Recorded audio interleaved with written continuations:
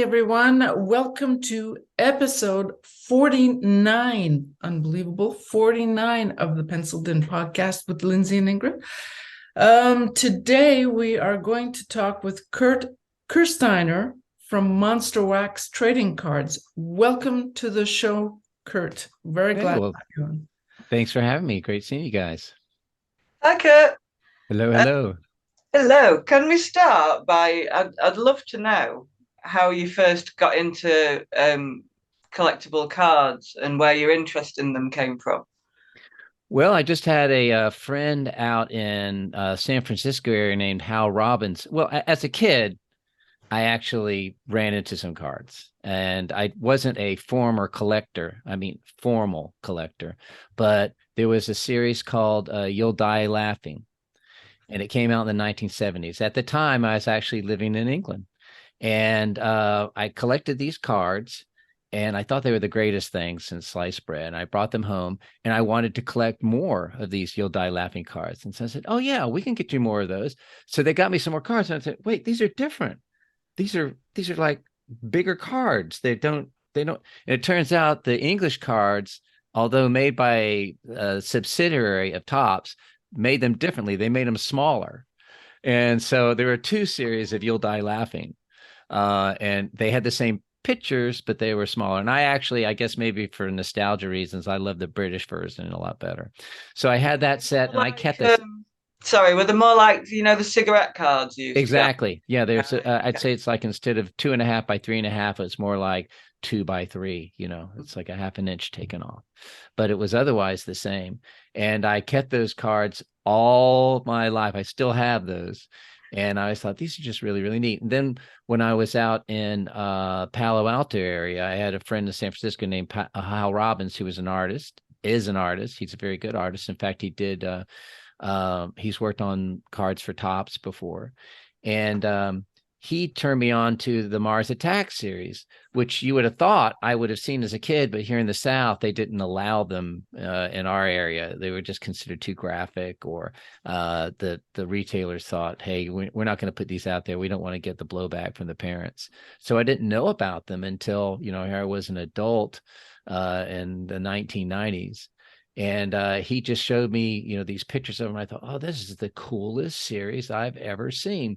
And then I went back to school, because this is what you do when you're rudderless and you graduated college and you can't get the job that you want, is you just go back to school and you waste your parents' money getting more education, right?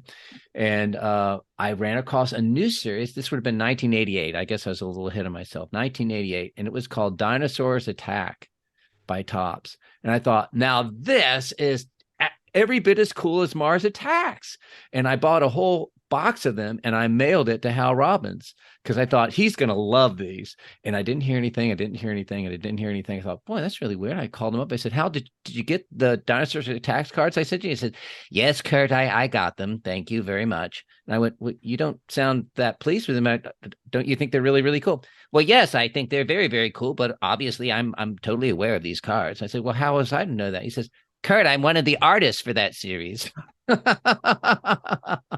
So I was mailing him his own cards. He and his roommate, Paul Mavrides, did the stickers to the Dinosaurs Attacks. Well, ever since that series, 1988, I was like buying all the series that I either heard about or that were just really, really cool sets that I didn't get to see as a kid.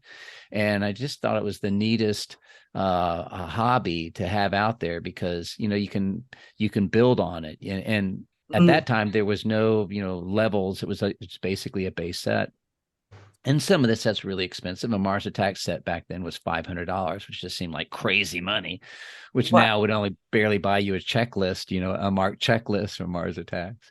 But it was affordable. Sorry, showing my ignorance here. So was Mars Attacks, is that how it first came about, a card set? Because obviously I've seen the movie.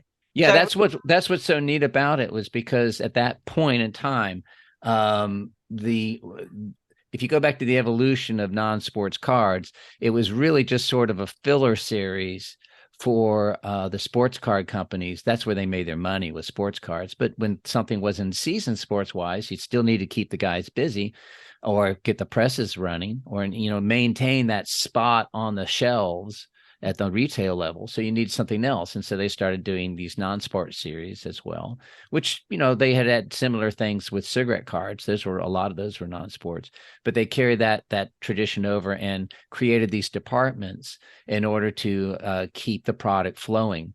And they were rather, there was no real rules. So it's sort of like, well, you come up with an idea, let's just do that idea. And one of the ideas was the one that Lynn Brown, and I'm trying to remember who the other gentleman was who worked on the Mars Attack, but Lynn Brown was one of the major creators of that series, was to take the EC comic covers that they had seen growing up and to try to create that sort of really dramatic, what I call moment of impact image, and make a whole series of cards like that. And so they took one EC cover that showed these Martians coming off of a flying saucer and a kid hiding behind a rock seeing this and worried that the Martians are going to see him. And they basically fleshed that out into a whole story, also blending in the War of the Worlds story, which was another H.G. Wells, one of your authors' great masterpieces. So they merged those two concepts together and they came up with Mars Attacks. I can't believe I've got this far in sketch cards without knowing that cards came before the movie. Oh yeah. Well, that was, and you go back to the 1960s and before, it used to be cheaper to basically have artists create these things from whole cloth than it was to do the licensed product. So, now everybody does photos. And this is one of the reasons that got me into trading cards, into making trading cards, is because in the early 1990s, nobody was doing art cards anymore. They were all doing photo cards. And so I had this revolutionary concept. Why don't we go back to the roots and get artists to do an all artistic, all from scratch artwork? I mean, nothing using photographs at all. So I did a series, this would have been 1992, called Tune In for Terror. And it was all based on the old radio series of the 1930s, 40s, and 50s. There'd never been a card set. And of course, there were no photographs. It's radio. So it just seemed like the perfect thing. And of course, I loved horror and Halloween and science fiction. So we did all these classic series, The Whistler, X-1, Dimension X, Escape. And of course, my favorite, the favorite one who I can't think of right now, which is Inner Sanctum Mysteries, which is a squeaking door opening. And I thought this is going to be revolutionary when the people see this. So cool. I put it out and I thought I was the very, very first. Maybe it was the first, but it was completely overshadowed by another series that did the exact same thing, different topic, but same thing. And that was called Marvel Masterpiece with the Joe Jusko. Beautiful series. And that ignited this concept of going back to doing, original art for card sets. I mean, until then, there wasn't any of that. So it was just the misfortune of having put out your set at the same time as someone else that. Well, I wouldn't call it misfortune. I think, great minds think alike. And I shouldn't call my mind great, but great ideas can come from different people at the same time. And they basically took a whole different direction from what trading cards were doing at that point. And I happened to also be on that same direction, and theirs caught on fire for a very obvious reason. I mean, they were doing Marvel as opposed to old radio, and guess which one was more popular? You can't compete with Marvel with old radio. I mean, most of my audience was dead, but I didn't care. It was new to me, and I thought it was it was a fun set, and I'm glad that we did it because that would be a fun set for you to bring back, maybe, because all the retro stuff is still popular, I think.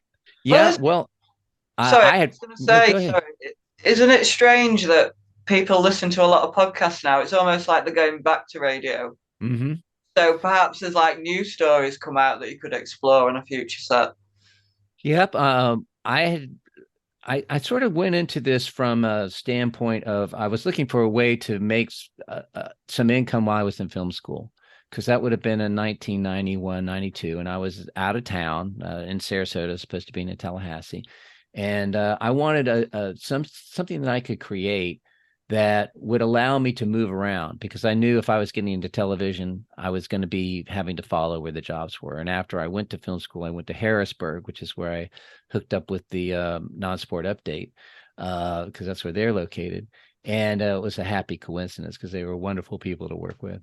But doing trading cards seemed like a pretty good idea because you can, work on your computer. You can sell them online because the internet was just becoming pretty popular at that time. And you can move around, and wherever you are, you can work on them, and you can take your business with you. It would basically be a mail order business. And that's exactly how it's worked out for me, because now I end up marrying my wife's from Taiwan, and we'll go and visit her parents, and I'll be over there for a month and a half or something. And during that time, I'll be able to work on my projects while I'm there. I've actually done some Kickstarters while I'm over in Taiwan, So it's pretty neat how you can now, take your work with you thanks to the internet. Yes.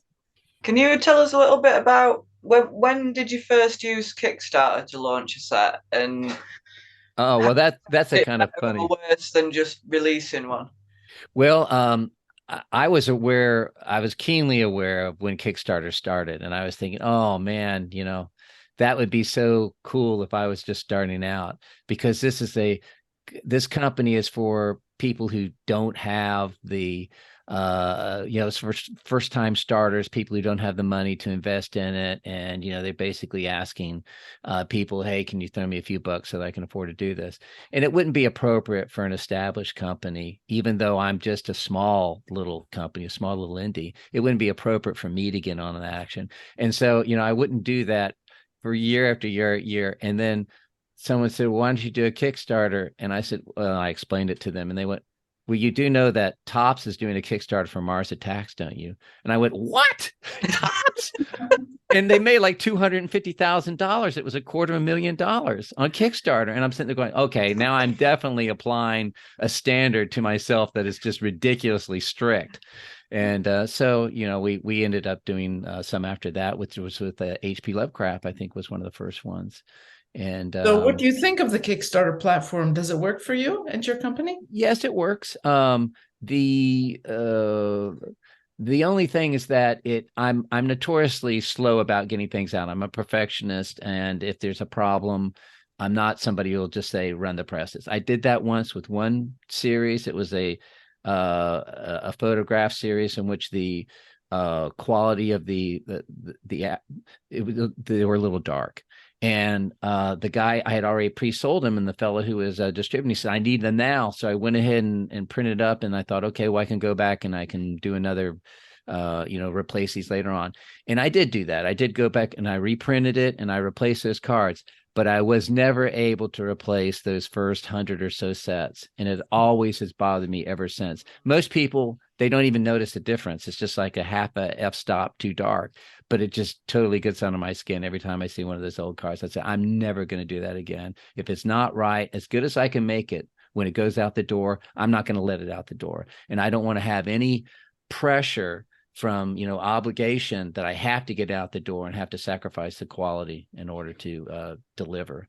So Kickstarter does put a deadline on it, but it's a deadline that you can mess around with. Like right now, we have a series called Terrors of War, which is about the Russian invasion of the Ukraine.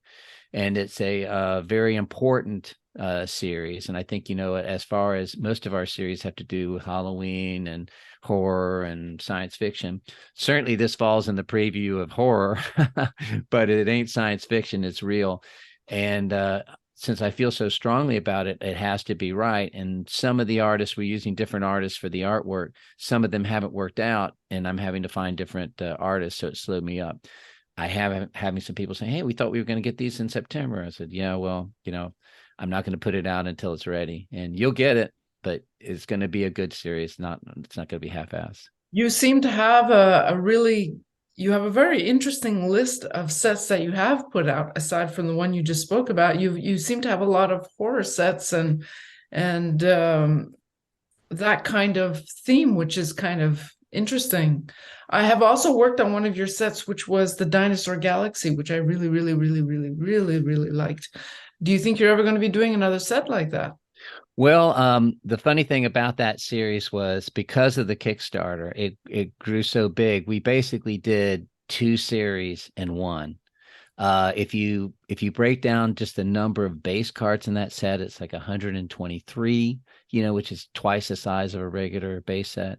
And then there's another 40 Bone War cards, and there's a whole slew of different lenticular cards and see-through water cards and specialty cards that if you add them all up together, a full box of that series, you can't cram in the whole series in one box. It takes 2 boxes. That should have been 2 series. And if you look back and you see a lot of the different series we've done, I will do like 1 sequel, but I don't usually do 2 sequels because as much as I enjoyed a lot of the sets that Inkworks did, I felt like they just beat a dead horse too often. How many different Buffy sets can you get?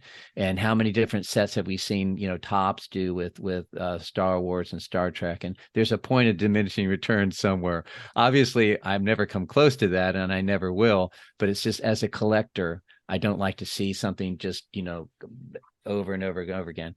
Yeah. Now, the dinosaurs, there are so many different dinosaurs. You could do another dinosaur series. And maybe one day we'll look at that. But I do feel like that was a complete series. It was 2 series in one. And I don't feel like there was anything, when I did that first Lovecraft series, it's sort of, boy, I wish I could have done those last 40 stories. Well, we got a chance to do the last 40 stories in the second series. But now that series is complete. I'm never going to go back and do another Lovecraft. And with the dinosaurs, I feel like we did do a complete series on that. But there are enough dinosaurs one could do another, but it's not like some mechanical dinosaurs. Yeah. T-Rex. Yeah, we're still. Yes, there were those types of dinosaurs. There were mechanical dinosaurs back in the day, 300 million years ago. But the problem is that they rusted out and the fossils didn't remain. That's the only problem. Make it. Oh, yeah. It's amazing when you stop and think about it, because the way that the Earth is made, there's these deep trenches in the Atlantic Ocean where basically the Earth crust goes back down into the middle of the Earth and turns into magma, and then another trench in the Pacific or whatever it's coming out, and it's pushing the continents apart. I may have it backwards, but the bottom line is that the entire surface of the planet eventually gets recycled. So if you go back far enough in time, we might have had like standing cities, and there may have been, nuclear Armageddon. We'd never know because it's all been plowed under. We're just lucky that the dinosaurs were recent enough that we still have some of those fossils. I mean, the scientific premises are really amazing when you stop and think about it. Do you have a favorite type of card? Like in terms of the different effects you can have on them? Yes, you mean that's a great question, because you were just talking about that set. You mentioned all these different ones and see-through cards, and that great question, Lindsey. Please. Well, I'm a big movie fan, obviously, because that's sort of what got me into the film production. And I always thought the really, really cool science fiction and action films were the ones in which the special effects are integral to the story, as opposed to just being thrown in there, as a special effect. So you have something like The Matrix, in which, the slow motion and everything and all the high action fight scenes are integral part of the story. So if you can have a special effects card, a trading card, that it somehow has to do with the story, or it has to do with the subject matter, that to me is a perfect time to do it. And that's what I loved on that Dinosaurs Attack series, is we have a series, little sub-series of what we call them blue water cards, but they're sort of see-through cards, and the image is there embedded in the plastic, but it's all kind of covered with blue because it's all underwater, and all these creatures were water creatures. So it makes perfect sense. And when you hold these cards up to the light, it's really, really cool. That be neat. But I don't know that I would do that type of card for like a baseball card set or whatever. It has no point. There's no real reason for it. So it's nice when you can blend those things in together. And then, of course, the lenticular cards are always fun when you have an action shot, that had something to do with it. And with the dinosaurs, there's always plenty of action. Somebody's getting their flesh ripped off by a Tyrannosaurus Rex or whatever else. Or Stegosaurus is embedding its club tail into the face of another dinosaur. What other kind of cards have you played with? Well, let's see now. Special effects wise, we haven't done any wooden cards. I always wanted to do a series that had, this isn't really cards, but just to include inside the box a DVD or a CD. And if I were to do another series on the old radio shows, we would definitely do that. Oh, that would be awesome. Yeah, you can hear the MP3s. You know what you're looking at then, don't you? Yeah, because I love to. We started adding a bunch of little extras in the boxes of everything that we do at this point. And it may be posters, it may be flyers, it may be, in the case of Lovecraft, we had like toe tags from the autopsy room. Cool. We had certificates of sanity from the archive, and all these various things that had something to do with Lovecraft, burial certificates, stuff like that. We did another series called Monsters and Maniacs that was involved a haunted house that had been taken over by the refugees of an insane asylum, escaped insane asylum. And so they needed a place to hide out. And so they took over this haunted house, and they were running the haunted house because everybody who saw them thought it was just an act. I mean, they look crazy and they act crazy because they were crazy, but they thought it was an act because it was a haunted house. And in that series, and of course, they end up killing some of their customers. You have several of the artifacts from the haunted house. That was actually a haunted house that we did. And, it would involve things like the fabric from the spinning vortex or posters ripped off the wall. They had criminal scene things like fingernails that had been found on the scene of the crime, or snake skin, clues that had been found. And it was just, a fun little add-on and a creepy little touch to an otherwise. Really cool. I love that. That would be such a fun idea if you had a set that included clues. So you collect all the cards to work the clues out to figure out what happened. It's weird because when I look back at it, I see how all these things have sort of, these different creeks have converged into this one river, and they've formed this larger waterway, if you will. And it was my interest in film that has played very well with trading cards, because to me, a trading card series is basically a beautiful storyboard. And if you're doing a very detailed film, you always want to storyboard it out. And the storyboard visually tells you the story. Well, if you do that and you put the story on the back, you have a trading card series. So that's worked out very well. And then the other weird coincidence is that when I was working up in Harrisburg with WHCM, which I guess is their ABC affiliate up there, I had a friend in Tallahassee who was working for the CBS affiliate down here. And we were trying to work out some deals where we were distributing some of each other's works. He was doing a horror series called Tales of 6 Feet Under. Well, I lost track of him for 20 years or so. And then when I caught back up with him, I said, well, I kind of got out of television. He said, oh, me too. I got out of television too. And I said, well, what are you doing now? I said, well, you'll never believe what I'm doing. I'm doing a haunted house now. And I went, really? I'm doing a haunted house now. So we both left television and we're now doing haunted houses. But I did the haunted house because during the 1990s, when the trading cards were doing very well, it seemed like a fun way to sort of spend some of that money and subsidize a difficult hobby, if you will, a haunted house, with a hobby that was making some money. Well, now I fast forward 20, 30 years and it's turned the other way around. It's the trading cards that are having a tougher time at making a profit, in the haunted house, which is more profitable. And the same thing with Ben Armstrong, who's up there in Atlanta doing his haunted house with Netherworlds. He never did trading cards, but the little haunted house has taken off. And that's what's happened with us. I've been racking my brains trying to think how to get kids into trading cards again. Like, they've got the Pokemon, haven't they? But that's more like a game to play rather than just having the cards.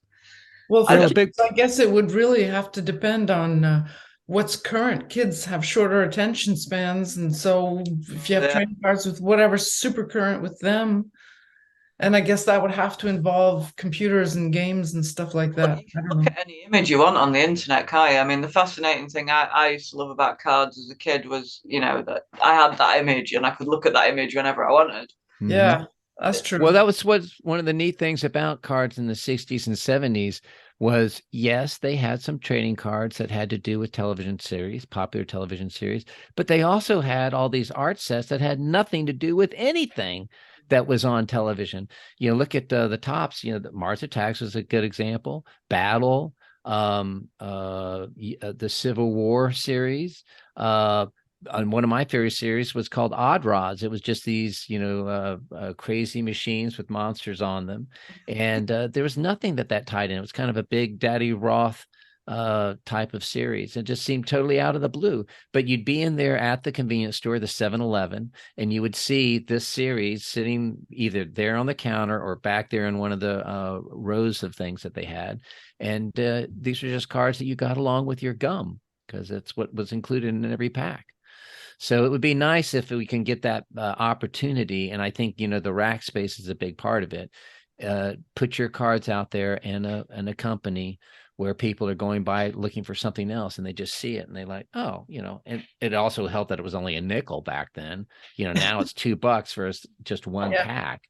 If you're lucky, that's frustrating. And that's Yeah. made it kind of cost prohibitive for a lot of kids. Although Mm. some of these kids seem to have, $200 sneakers, so I don't know how bad a $2 pack of cards is for them. But it would be nice if we can get the printing costs down, and that's a difficult part. Do you We think? had a I'm sorry. I was just thinking, referring back to something you said a few minutes ago about, how you were having one hobby fund another and things like that. And you were mentioning trading cards was used to fund your hobby for the haunted house, and now it's the house that's funding the cards. What do you think of the trading card world today in general? Well, I love the fact that now what I thought was a revolutionary concept, and I was just hoping that people would get back into, getting artists to do the artwork for their cards, as opposed to paying a photographer to license photos that he had already done for a TV show. Because make no mistake about it, when I said that they did photo sets, I wasn't implying that they were going out and doing original photos for their card sets. They were using the ones that the staff photographer took, on the set of Batman or whatever else. None of the cards were made from scratch. They were all just spin-off stuff. So not only was the idea being recycled, and not only was the artist being bypassed, but even the photographs themselves were being recycled. It was just press release stuff that they were using for. So it was so frustrating. And I thought, why can't they do like they did in the 60s and 70s, where they come up with a new idea, new artwork, and a new concept, and just, let people judge it on its own values and merits and buy it for that reason, rather than just like, hey, this is a popular TV show. Let's see if we can get some of the photographs from the studio and make a card set out of it. So it was, I was relieved to see that as a result, not of our card set, but of the Marvel Masterpieces, the art series came back into vogue. It's not as much as I would like to see it, but it's a lot more present. And now, because of Kickstarter, allowing poor artists to fund a lot of their own projects as well, to throw the spaghetti up on the wall and see if it sticks. Now they're able to get some of these sets published. Well, there was a bit of a rise in the 2000s of ACOs, they're basically just art cards, aren't they? Mm-hmm. But I did notice quite a lot being sold in the 2000s. So, but perhaps we are getting there and moving away from photograph stuff a little bit.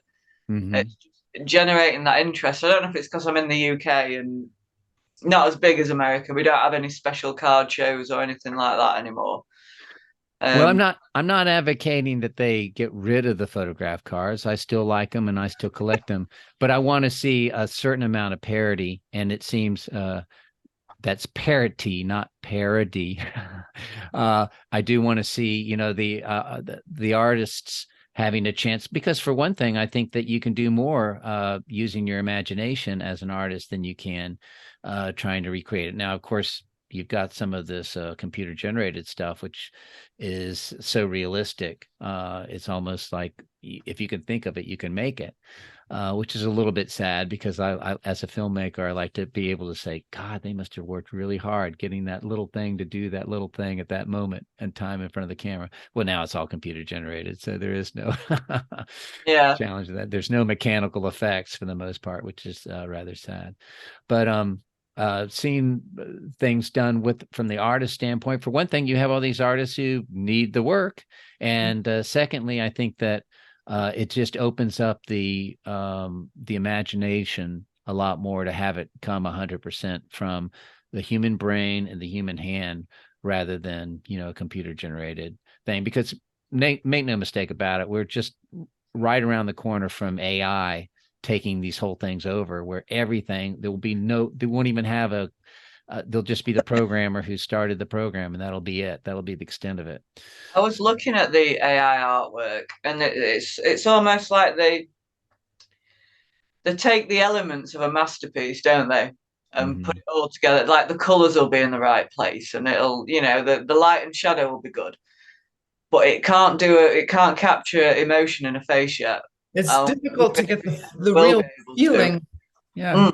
Well, it's the ultimate in recycling, because it's taking something that's already been done and it's putting it in a slightly different manner. It's not really coming up with anything original. It's just reshuffling the deck is all it's doing, but it's using the same cards that are already out there.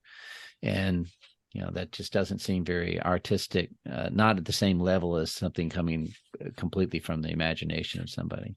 Yeah. Yeah, definitely. Do you have any, is there anything that you'd like to talk about for the future plans of your company? Like, I don't know, themes or?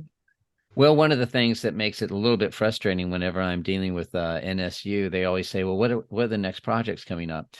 And you have to be a little bit cagey, because so many of our projects are unlicensed. They're ideas, they're concepts that haven't been done. We're creating them. And until we publish them, they're susceptible for somebody else to take the idea and run with it.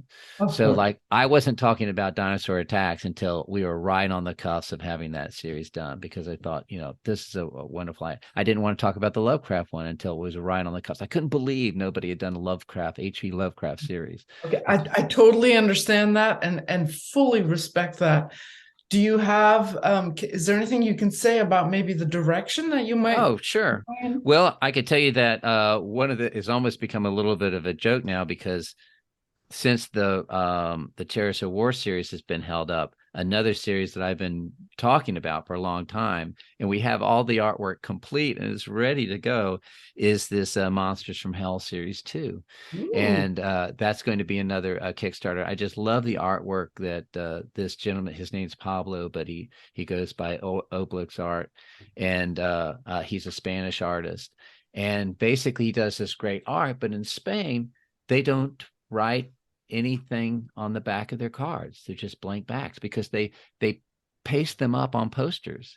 So it's kind of funny how these different traditions in different countries, even in Europe, England's got the smaller cards, Spain's got the backless cards. They're just blank backs. So he had this beautiful series, but there was no story. And I looked at it and I thought, the artwork is just phenomenal. And it just screams of a wonderful story. If I only knew what that story was. And I thought, well, I'll come up with a story. And that's how we came up with that series. I had no idea that in another country they had blank backs. I did not know that.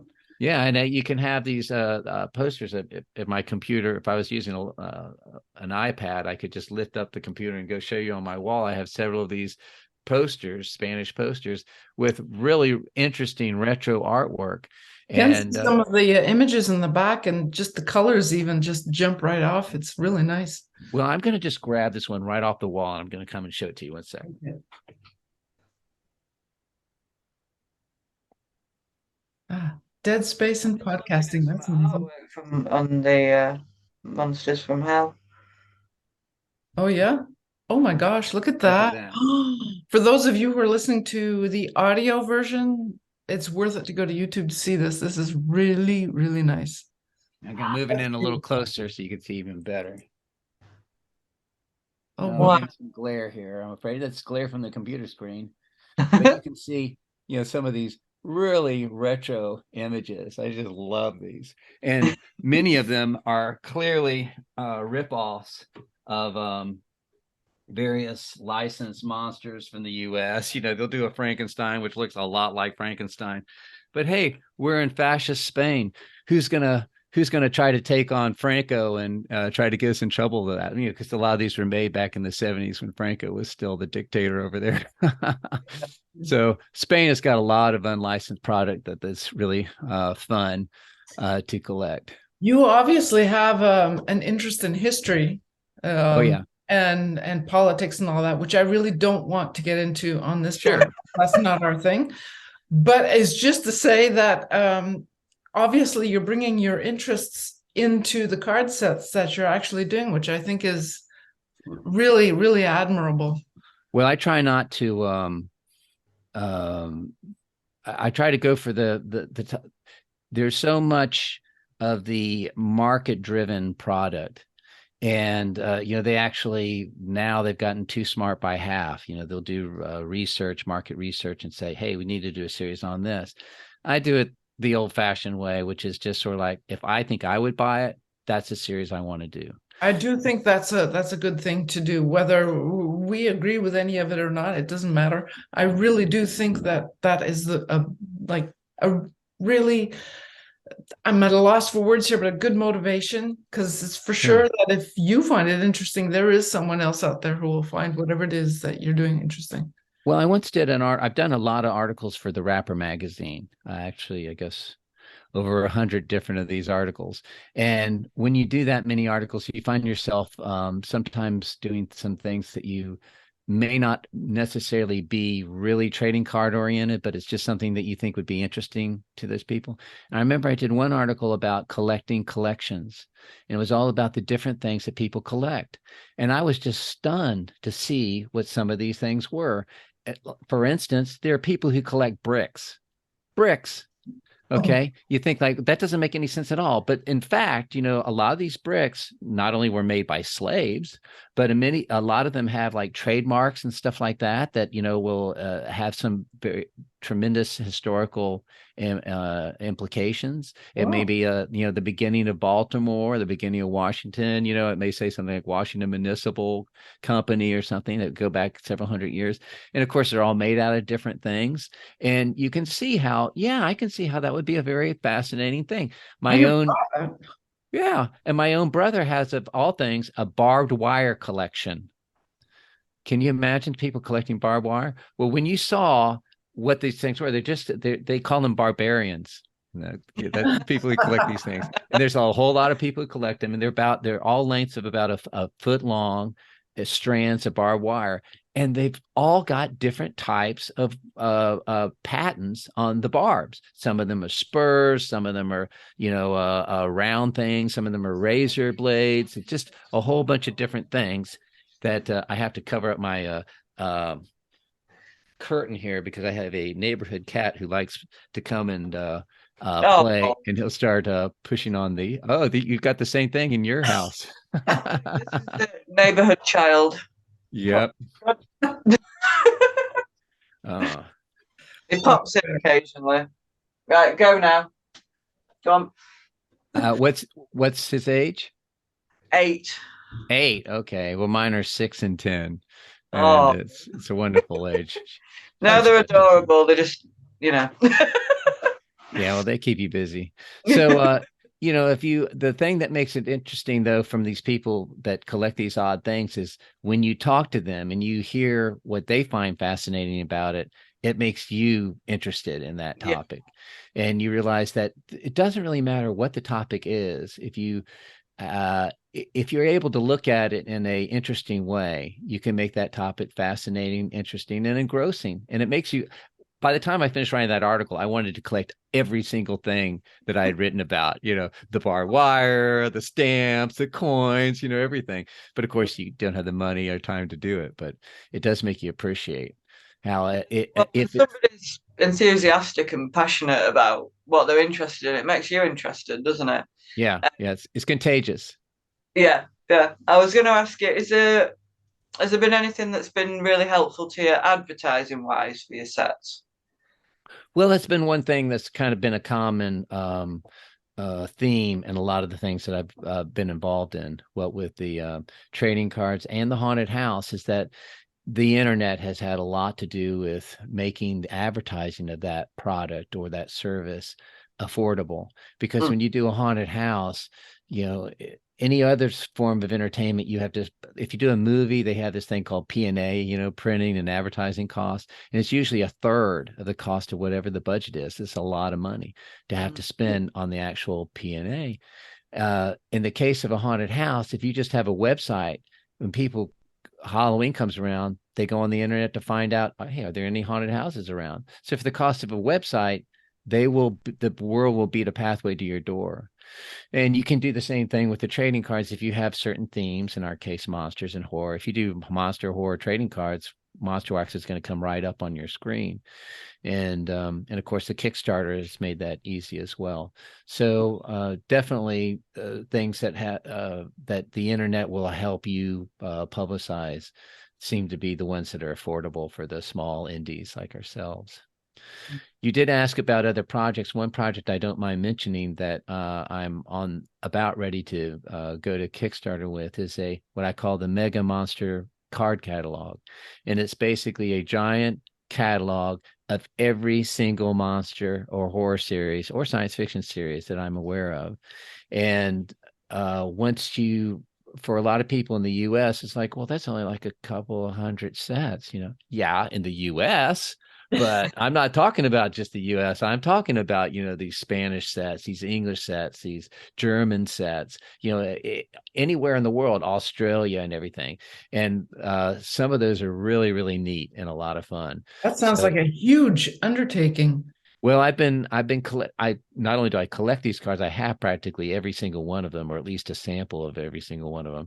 Wow. And for a long, long time. I mean, it's I don't know what got me started in trying to actually collect them all, but you want a sample of some of these oddball cards. Now, there are some countries that are kind of left out. It's very, very hard to include Asian sets because they don't use letters like we do. So how do you even itemize that when it's just these original, because like Chinese, they have original letters for certain words that can't even be spelled. It's just like, well, that's a symbol for it. So I don't have very many of those sets, but anything that has a regular language with an alphabet that is the same alphabet that we use. Now I also have Russian sets in there too, the few that are Russian, but there's kitty cat, back off. Oh, show cat. I can't. She's outside the window. But she's a black cat, and I've always had I'm a cat fan. Love cats. Yeah, that's one of the things that our haunted house is often fundraised for, is for black kitty cats, because a lot of people consider them, evil or something, but they're just as adorable as any other cat. So. Oh, they're amazing, and they don't, and apparently they're not getting adopted as often because Exactly. That's the reason. Well, because they don't look good on social media, like they blend into the background, and people like to take photos and share them. And Black cats are wonderful. The cat that I lost last winter, the 18-year-old one, she was completely black, and a wonderful cat. I mean, we've been around them over here, but I know when I went to South Africa, they just kill them. That's terrible. It's awful, absolutely awful. Well, I call him this one I call my little pygmy panther, because she's she blends in totally with the black, which of course at nighttime, if you take walks, which is when I like to take walks, I always have to watch out that I'm not going to step on this cat, because she'll try to come up and hug your ankles. She's just a neighborhood cat that sort of adopted us. Because my wife's allergic to cats, so we can't have it inside the house. But it's adorable. One other thing I wanted to mention was, I think you also have a podcast, or you do a podcast with someone else. Oh yeah. Well, that actually ended up, it's like another one of those examples where something that you would think is totally unrelated to cards ends up turning into a card project. And that was for a friend of mine who I went to school with, named Lane August. He called me up. He knew that I'd gone to film school, and he said, I'm trying to do a podcast for my favorite science fiction show growing up, which was Lost in Space. And I Oh, thought, really? Lost in Space? Well, I said, anything that you want to do as a podcast, I'm in. Because it's fun to work with you and to give us an excuse to, reconnect a lot. So he wanted to do a Lost in Space podcast, and I hadn't seen that since I was a little kid. But I ended up started watching it. Turns out there was a whole series there's 3 seasons of Lost in Space. And the first one is in black and white. The second 2 seasons are in color. Well, growing up, it's the color series that I saw, because that's what was very, very popular when they were trying to sell color television sets. They weren't showing the black and white episodes. And most syndication, you don't see the black and white episodes. Well, it turns out the black and white episodes are like a completely different series of Lost in Space. This wasn't goofy clown Dr. Smith Lost in Space. This was the Joker, Arkham, Batman villainous Dr. Smith. I mean, literally not capable, but wanting to kill every member of the Robinson crew. That was his goal. Okay. I'm gonna have to go look those up. Oh, they're incredible. And it's much more like episodes of Outer Limits. And that entire first season was a wonderful, wonderful series. If they could have maintained that, the reputation of Lost in Space would be completely different. I bet. From back in the day can be quite dark, can't it? Oh, yeah, very dark. We ever watched Tom and Jerry? Oh, yeah. That's what Itchy and Scratchy show was based on. Yeah. This is the very first ones with the evil scientist, and I'm like, this is Tom and Jerry. Wow. Well, that's why Matt Groening used that Itchy and Scratchy as a takeoff on Tom and Jerry. It's just graphic and grim, but I never liked Tom and Jerry. I was a huge TV addict when I was a kid. I love how they become the shape of the things that they were to do that, weren't they? I think it has affected my sense of humor, because, even something like the Roadrunner, my favorite parts are when the guy would get compressed into an accordion, the little, it's like he runs into did you know that they did a movie in the 1980s with Kirk Douglas and Arnold Schwarzenegger that was a takeoff on the Roadrunner show, except instead of the Roadrunner and the Coyote, it was a good guy and a bad guy cowboys, and Schwarzenegger wore the white hat. He was the good guy.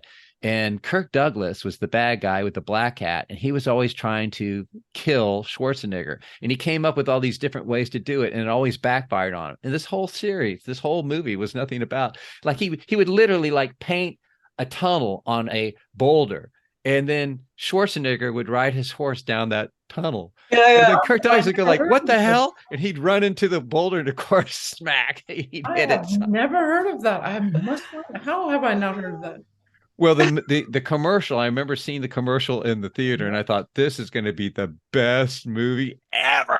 And I couldn't wait to see it. Then I saw it. And of course, those were the best scenes. That wasn't, the whole movie didn't really work. But that's a bugbear of mine, that. When they show all the best bits in the movie, and then you watch it, and you're like, "Have you seen all the best? What are you doing?" But what kind of kid? Like 5 minutes. Right. But I mean, it trains us to actually enjoy these cruel sense of humor, type of things. Like, the fella chases out over the cliff, and he looks down, and it's a mile down, and he falls. That's not funny. You killed a puppy. I mean, I get it. He's a coyote, but still it's a dog. And you want to see that dog fall 6 miles down into a little pit that then has this tiny little puff of dust when he hits. I was watching a compilation of those the other day. Yeah. And then he'd do things like, he'd like wave goodbye. He knew his Those number was up. Traumatized me when I was a kid. It took me a while it took me a while to get into to understand that this was just for fun, because I thought, I was one of those weird kids that thought, they're really getting hurt. What are you doing? What are you doing? Exactly. Yeah. Well, jumping back to finishing the thought on the podcast thing, I forgot to mention that as a result of doing that podcast on Lost in Space, I had an artist named Ron Gross contact me. He was a artist who particularly loved doing Lost in Space things. And he said, I was interested in doing a trading card series of Lost in Space. Would you be interested? And I was like, okay, well, send me some samples. You have to be cautious with that, because there's a big difference between, artist covers a lot of territory and talent. Some artists are good. A lot of artists are still learning. And so I wouldn't commit. But when I saw this guy's artwork, it was phenomenal. It looked like photographs. It was really incredible. And he actually had a license with Lost in Space. So together we were able to do a Lost in Space series. And I have to say, it's one of my favorite Lost in Space sets. It has not only is the artwork incredible, but the story is that all first season episodes. And he just did a phenomenal job. So that was another example of something that didn't seem to be related, but it ended up turning into another trading card series, and it was a wonderful experience. And we're still doing that podcast. It's called Alpha Control, and it's on any of the different podcast services. But watch out, each episode is like an hour and a half long. There are no short episodes, because we recreate the episode that we're reviewing, and it's almost like a radio theater thing. And Lane has gone deep dive into the quality of the shows and intricate sound effects, music, everything. It's really, really funny. You'll have to send me the link to that I can include in the show notes for this. Okay. I might like to go and hear that. Now he also does episodes in which he's interviewing somebody that had something to do with the show, and that's almost like a completely different show. They call that Alpha Control Calling, and I don't have anything to do with those. They're interesting to me, but if you're not a big Lost in Space fan, it's almost like a whole different series. But we have a website that's devoted just to the reviews, and it's called lostinspacepodcast.com, and it's all in chronological order. And if you want to relive those early episodes, and now we're getting into the color series as well, and there are some good episodes of color. We all remember the really bad ones, like the one where the Dr. Smith gets turned into a piece of celery by a carrot, a living carrot guy. Those are crazy and nutty, but they're fun in their own way. It's not serious. Oh, I need to see that. Yeah, but the early episodes are very dark, and for radio theater, they're pretty darn spooky. And it's almost like seeing that in an old radio way, and because you do feel like you've seen it after you've heard one of these episodes. It's so vivid in your mind, and it's pretty dramatic in that way. So we've had a lot of fun. I admire the fact, I want to get into a podcast like what you guys are doing, where it's just like interviews, because let's face it, how much time do you spend editing these shows, Ingrid? 10 hours, 12 hours for one episode? It's hard work. And I know that people do way better jobs and more intensive jobs than I do, but I do what I can with the time that I have. But it's a lot of work.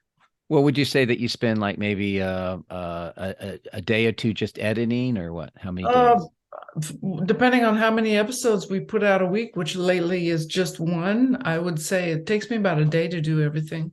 Okay. Well, a typical that's a lot of investment. But what Lane spends on one of these Lost in Space things he started at the time, it's generally 150 hours to 200 hours per episode. Oh my God. So it's like wow. I mean, wow. That's what happens when he's an airline pilot, and he's a perfectionist too. So he's got to be just right. Oh my gosh. But consequently, we only get an episode out every month or so. And I'd love to get in a podcast where it's like a weekly event where you record it and you edit it. You spend a day or two doing it, and it does take work, but not near as much work. That is just like a podcast with the fans and say, what we're going to do this episode this month. Is there anything that stands out to you about the one you've listened to already? Did you like this voice? Did you like that set? That kind of thing. Are you talking about the Lost in Space series? Are you saying, was there a specific episode of that? Well, I know that one of the things that Lane has done recently, which I wasn't expecting, is that we'll recreate a lot of these scenes where I'm doing voices and stuff, because I kind of like doing impersonations. And I'm told that my Dr. Smith impersonation is pretty good, but I'm not going to do it here on the thing, because it's a lot better when they actually had the sound effects and everything. He'll go back and he'll take the actual episode and he'll start replacing various voices with voices that we've done. So it's like 90% the real thing, but 10% of it is different. And some of those things are so close to the original, you can't even tell. Like he did one with Wally Cox, who was the voice of Underdog, Mr. Peepers. You remember Mr. Peepers, and Strange Underdog. And we recreated that, and you cannot tell that is our voices doing Wally Cox, because, you don't want it to be 100% the same, because then you start getting into kind of some copyright. But if you change it just enough to where it's different. And so it's been a lot of fun in that regard. That's where he spends that 200 hours. That was a cartoon, I believe, Underdog, wasn't it? Yes. I remember that. I watched that. That was like really, really small. It was it was a fun series. It was a little bit like the Fractured Tales that they used to do with Bullwinkle. It was definitely an adult audience, even though it was marketed as kids. Mm-hmm. As an adult, you get so much more out of those episodes. And the same thing with Underdog. There's a lot of adult subtext, not sexual or anything, but just humor that adults would get that would just go over the heads. Well, but there are a lot of shows that were shown,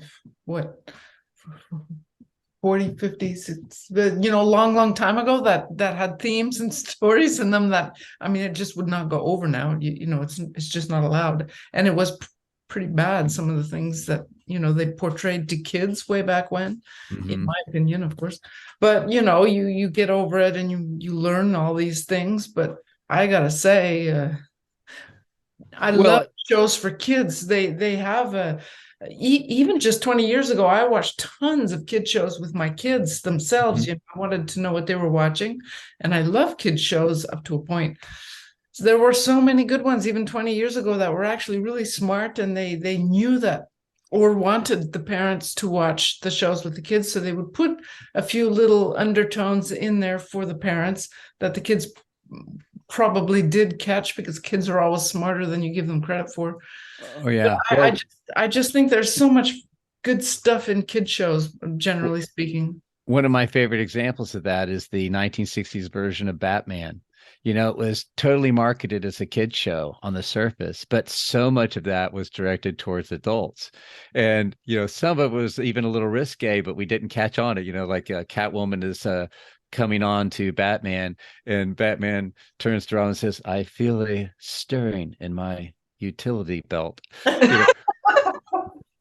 It's like, oh my God, what does that mean? And I remember somebody was describing that they were watching Batman with their parents, and the father was laughing in the background. And, because Batman and Robin are over a plank with the alligator snapping at them. And every time they would cut back to the Batman and Robin struggling, then they'd do a long shot again. The plank would be moved back out again. They kept doing that. So, and the father was laughing, and the kid turned around and scolded the dad, saying, "Dad, this is serious." Well, we all know the classic walking along the floor and then turning the camera around. Yeah. Obvious that's what they were doing at all. Yeah. And then some of these people who would pop their heads out, like Lurch, or Colonel Clink popping his head out, Colonel Clink, you need to get back to your style like that. Say hello to Colonel Hogan for us. That's World War II. This is 1960s. He's a Nazi you're talking to, for crying out loud, It's like, oh my God. I feel like we're kind of losing family shows now. With like the internet, and everyone's kind of watching what they're interested in. It's like no one seems to really come together anymore and gather around and watch. Yeah, that's true. Kind of sad. Yeah, I think social media has a lot to do that too. You're getting, your friends on other side of the planet. You don't need your neighborhood. There was a time my father was a dean of music here at FSU. And so, he presided over a lot of different faculty, and they'd have these faculty parties. Well, if you've dealt with faculty before, you know that everybody has, they're very vocal about their opinions, and a lot of their opinions clash. But because they were at the same university, they all had to get along, and they made a point, never to let it get personal. And even though they would have these, Republican versus Democrats, football versus non-football people, they hated each other's opinions, but they forced themselves to like each other because, they had to live with each other, and they realized that. And we're getting away from that now, unfortunately. Yeah. There's a bit of truth in that. Yeah. We will slowly start to close this out. Is there anything that we have not asked you, or that we haven't talked about, that you would like to mention? Well, I can't really think of anything off the top of my head other than to say that I'm thrilled that you guys are focusing on the artistic element of cards as well.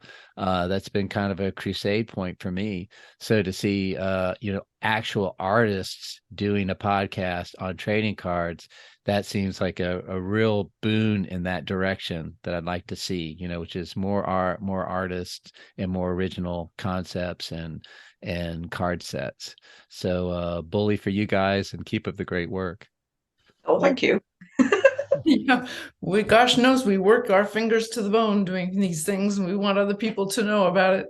Where can people find you if they'd like to know more about your cards and things like that?